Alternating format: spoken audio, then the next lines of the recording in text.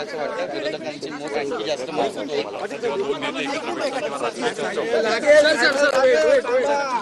मला वाटतं काय करायचं.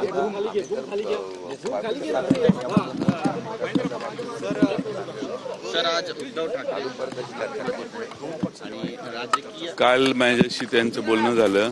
ते आज येणार आहेत आणि विधिमंडळाच्या कामकाजात ते भाग घेणार आहेत. संध्याकाळी दुपारी आमची त्यांची भेट आहे. सर दोन्ही राष्ट्रीय आल्यामुळे विरोधकांची जी मूठ ती आणखी जास्त मजबूत होईल. नक्कीच. तुम्ही काल 1 नंबर आणि 2 नंबरचा विषय काढला, याला त्यांनी उत्तर दिलं राजेंनी आणि म्हटलं की आम्ही 1-2 नंबर हे अदली बदली करत राहतो. शंभूराजे देसाई म्हणाले, याकडे तुम्ही नेमकं कसं पाहता? नाही, मी तिथंच बघितलं. आता परत बाहेर येऊन पाहायची गरज नाही. परत त्याच्यावर रिपीट काय झालं ना, सभागृहातली चर्चा बाहेर त्याच्यावर काही जास्त बोलण्यात अर्थ नाही ना. बरं, त्यावेळेचा तो विषय असेल. जान्हवींनी एक ट्विट केलं, त्यामध्ये ते म्हणतात की राज्यात अब्जावधीचा कोट्यावधीचा निधी आला मुख्यमंत्री सहायता निधीमध्ये, मात्र केवळ 75,000च वाटप जे आहे ते करण्यात आलं प्रत्येकी. इतर बाकीचा पैसा गेला कुठे, असा प्रश्न उपस्थित. ही थोडीशी धक्कादायक माहिती आहे. त्याची पडताळणी करणं आवश्यक आहे. कारण एवढा मोठा निधी आला आणि वाटपच झालं नाही, असं जर खरं चित्र असेल तर ते गंभीर आहे.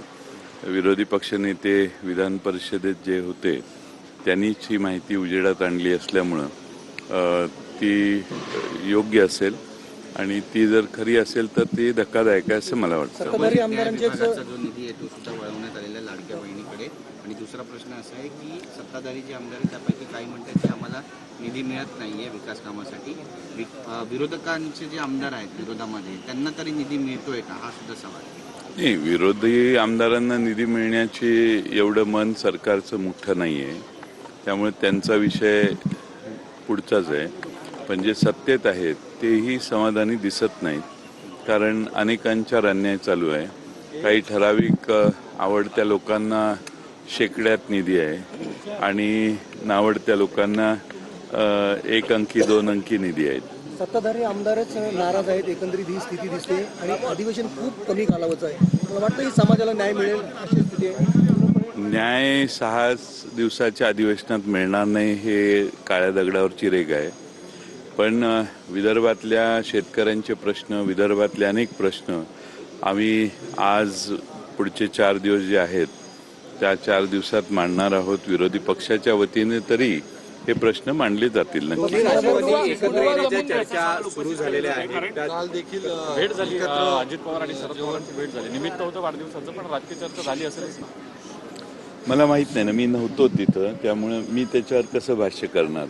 आणि वाढदिवसाचा जेवण असेल तर सगळे येऊ शकतात ना. विरोधक नेमके आहेत कुठे, असं सवाल सत्ताधारी उपस्थित करत आहे, कारण पायऱ्यांवरती आंदोलन होत नाहीये. नेमकं आता विरोधक सत्ताधारी असा प्रश्न विचारू शकत नाहीत. हा तुमचा स्वतःचा प्रश्न आहे असं माझं मत आहे. कारण पायऱ्यांवर आंदोलन करण्याच्या विषयीचा जो विषय आहे, आम्ही सभागृहात सगळेच प्रश्न प्रभावीपणाने मांडतोय. पायऱ्यांवर बसून